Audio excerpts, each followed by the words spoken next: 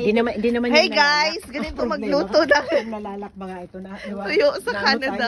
Oo. Sandali, dapat kukuha na tayo ng lagayan ate. Para, Yun nga yung sinabi niya kanina. para Ano kung alam mo, lagyan? Sarap ito. Mapasok. Yan.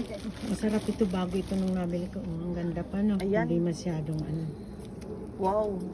Ang ganda pa. Danggit? Hindi ito danggit. Yung Anong pusit. tawag dyan? Ito ang danggit. Hindi daw ito nga pwede sa akin.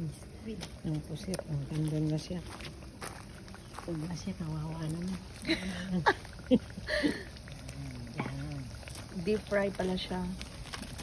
Yan pwede na yun. Taob na naman ang kaldero nito mamaya.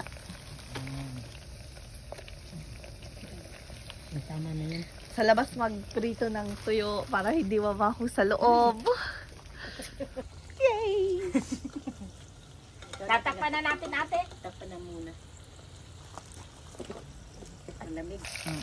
Yeah, pwede namin. Pero hindi pa yan. Hindi pa. Kasi Ihalo-halo lang, hindi mo ano? yan makakain. Matigas yan.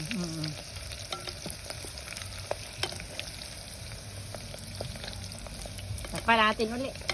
Oo. Hindi pa yan. Di ba? Kasi hindi nyo yan makakain. Kaya, Tuna! Ang bango. Yan. saka bago pa siya nung nabili ko. Uubusin ba natin yung iluto? Hindi Ubusin naman. natin. At Kasi si ano, pwede si naman Bako yan Munta, ilagay sa ref na. Hindi naman kikikain makunat. yata siya. Hindi siya kukunat? Oo. Hindi. Ano ko? Linalagay ko sa fridge, hindi kumukunat. Si Daisy kasi, binigyan ako nito. Tama na yun pag ano yun ito, pag dalawa ito.